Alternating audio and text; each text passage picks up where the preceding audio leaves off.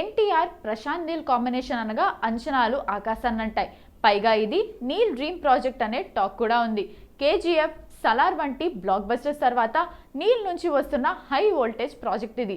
దీంతో ఈసారి box office బద్దలవ్వడం guarantee అని అంతా ఫిక్స్ అయ్యారు.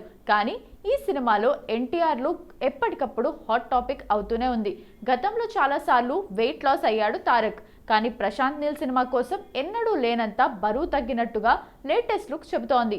ఒక రకంగా చెప్పాలంటే ఈ లుక్ చూసి ఫ్యాన్స్ కాస్త టెన్షన్ పడుతున్నారు.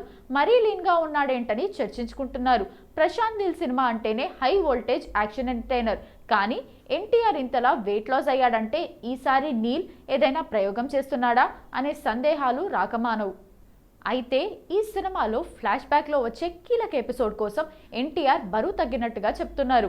ఇందులోని పవర్ఫుల్ యాక్షన్ సన్నివేశాలు సినిమాకే హైలైట్గా ఉంటాయని అంటున్నారు. ఎన్టీఆర్ లుక్ చాలా డిఫరెంట్ ఉంటుందని టాక్.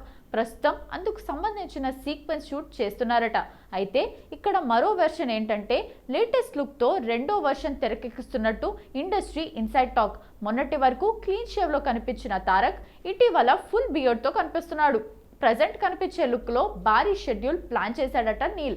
అలాగే ఈ సినిమాలోని యాక్షన్ ఎపిసోడ్స్ గురించి ఇండస్ట్రీలో గట్టిగా చెప్తున్నారు. అయితే ఎన్టీఆర్ ఇటీవల షూటింగ్లో గాయపడిన సంగతి తెలిసిందే.